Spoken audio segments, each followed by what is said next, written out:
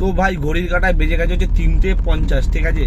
তো সল্টলেকে খেয়ে দিয়ে একটু ওয়েট করার মধ্যে 5 মিনিট লাগেনি, আজকে বাজারটা ভালো আছে, মানে খাচ্ছিলাম তখন থেকেই বুকিং ঢুকছিল, তো নিই ওই জন্য বুকিংটা।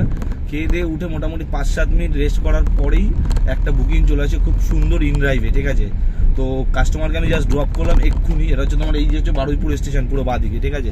তো একটা আমার বুকিং ঢুকছে ভাই, এখন দীঘা বিচের একটা বুকিং ঢুকছে 4,669 টাকা যাত্রী সাথীতে, কিন্তু নেবো না ভাই, কারণ ইন্টারসিটি আমি যাই না, কারণ আমাকে গাড়িটা আবার গ্যারেজ করে দিতে হবে 7টা 7:30টার মধ্যে।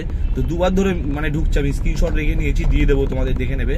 মানে খুব ভালো আজকে ভাড়া ঢুকছে, ঠিক আছে। তো আমি এই বারুইপুর স্টেশনের পাশে পুরো ড্রপ করলাম, তো আমাকে 700 টাকা ফেয়ারে শুধু ইনড্রাইভে আমি নিয়ে নামালাম।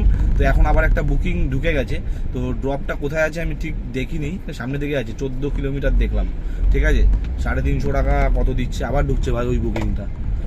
তো যাই হোক, কাস্টমারকে পিক আপ করি, ড্রপ করে তারপরে তোমাদের আপডেটটা দিচ্ছি কোথায় ড্রপ করলাম আর কত কিলোমিটার হলো আর কত টাকা ফেয়ার এসছে, ঠিক আছে। তো এখন যেন টাটা, আপাতত চ্যানেলটা ভালো লাগলে চ্যানেলটা সাবস্ক্রাইব করো ভাই।